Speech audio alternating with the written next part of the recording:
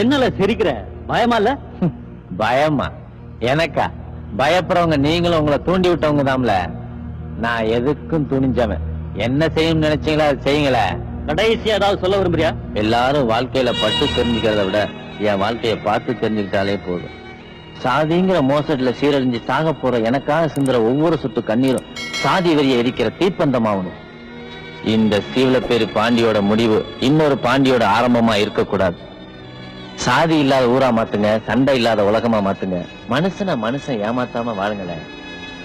என் உடம்ப தொலைக்கிற ஒவ்வொரு குண்டும் அநீதியை தொலைக்கிறதா மாறணும், அக்கிரமத்தை தொலைக்கிறதா மாறணும். என்ன மாதிரியே நீங்களும் வெறும் ஆயுதம் ஆயிட்டீங்களேன்னு தான் நான் ரொம்ப வருத்தப்படுறேன்.